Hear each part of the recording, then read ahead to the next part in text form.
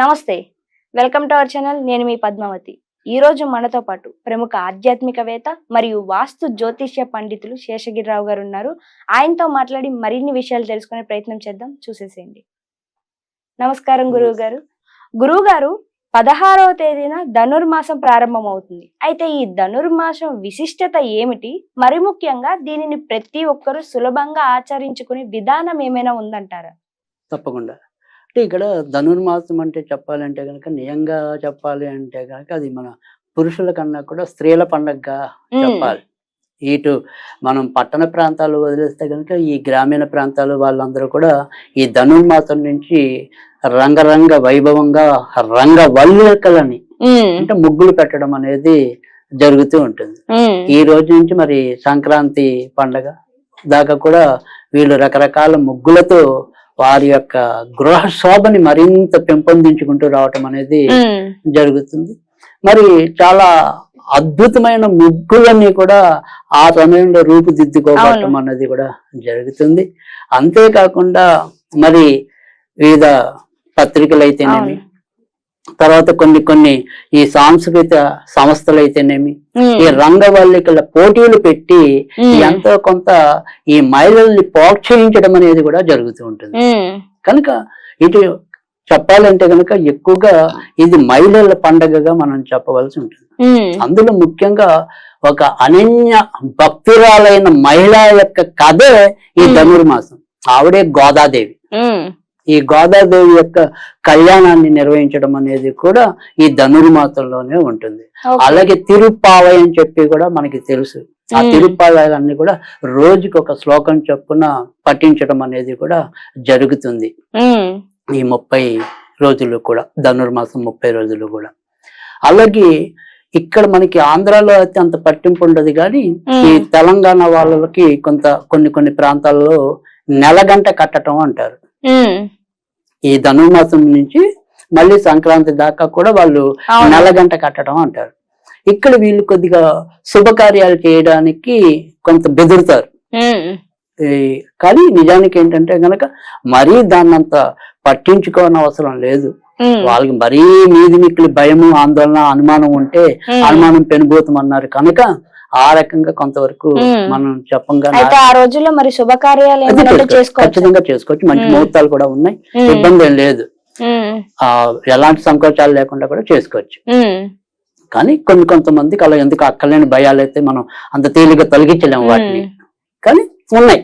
ఎందుకని నెలగంటు రోజు నుంచి కొంతమంది శుభకార్యాలు చేసుకోకపోవడానికి గల కారణాలు ఏమై ఉంటాయి అంటారు? అంటే ఏదైనప్పటికీ కూడా, అంటే తర్వాత వచ్చేప్పటికి సంక్రాంతి సూర్యుడు కదా, సూర్యుడు అనేది బాగా అత్యంత ఈ ఏమంటాం ఈ ధనురాశి అనేది అగ్నితత్వానికి సంబంధించింది. సూర్యుడు కూడా అగ్ని తత్వానికి సంబంధించింది కనుక సూర్యుడు అగ్ని రాశిలో కొడువై ఉంటాడు కనుక అది ఏదైనా సరే మనకి ఇబ్బంది కలిగిస్తుందేమో, అంటే మనుషులో ఉండే కోపగుణాన్ని పెంచుతుందేమో, తర్వాత మనం చేసే ఈ కార్యం ఏదైనా సరే దగ్ధమవుతుందేమో అని చెప్పి ఇలా కొంత భయపడటం అనేది అయితే జరుగుతుంది. కానీ నిజానికి ఏంటంటే అవి కొంతవరకు మరీ భయపడకూడని అపోహలు.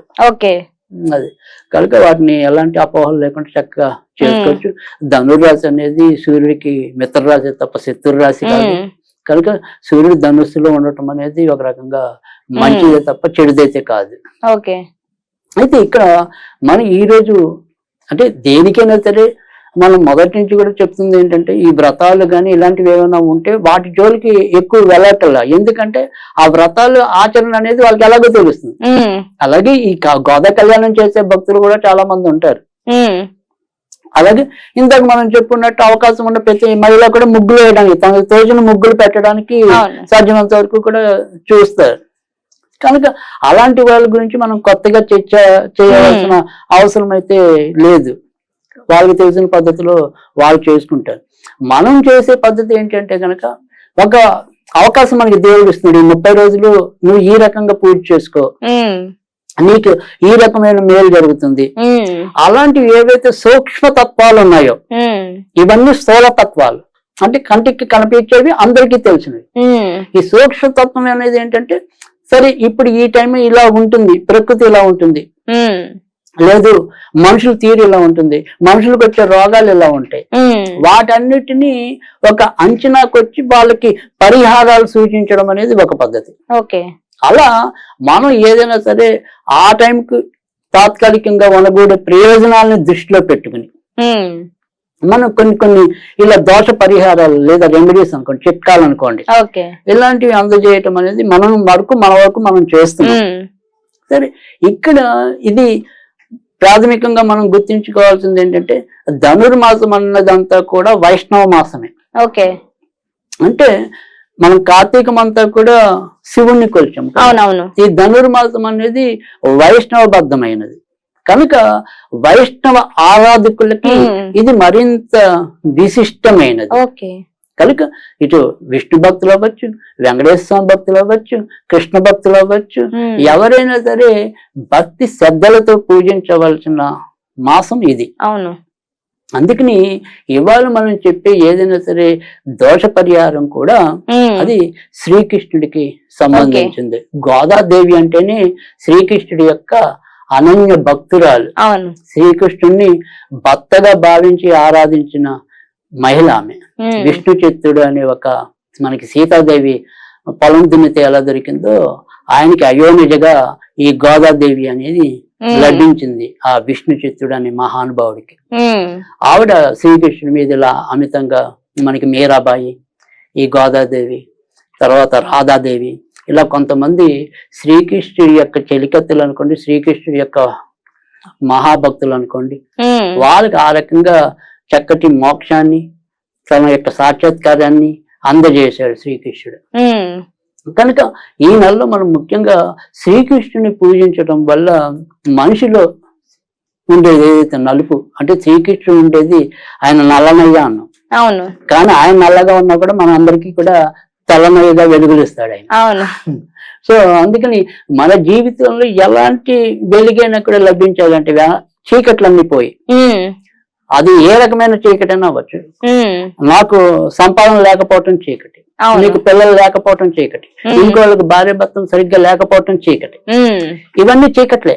ఆ చీకట్ల ఎక్కట్లు తొలగాలి అంటే గనక ఖచ్చితంగా మనం ఏదో ఒక సాధన అనేది మొదలెట్టాలి. అది ఆ సాధన ఎలా మొదలెట్టాలి అంటే కనుక చాలా తేలికైన పదం ఒకటి చెప్తాను, మంత్రం.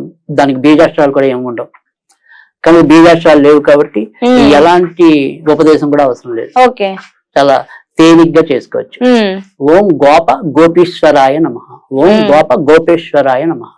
ఇలా ఎన్నిసార్లు చెప్పించాలి? ఏదని నేను చెప్పింది కనీసం 108, అంత కూడా తక్కువ అంటే దాంట్లో సగం 54.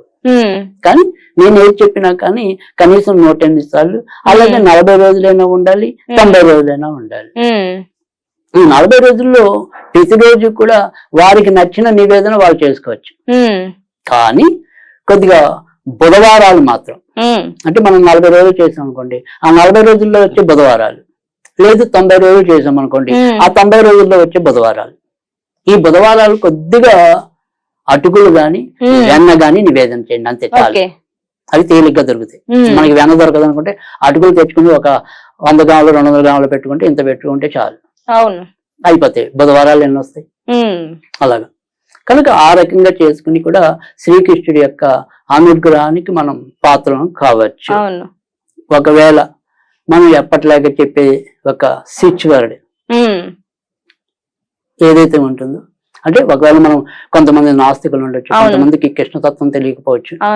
సో అలాంటి వాళ్ళందరూ కూడా తేలిగ్గా ఫలితం పొందడానికి యారో, ARROW, యారో, సో ధనస్. సో అది ఆ రకంగా మనం నిత్యం అనుకోవటమే.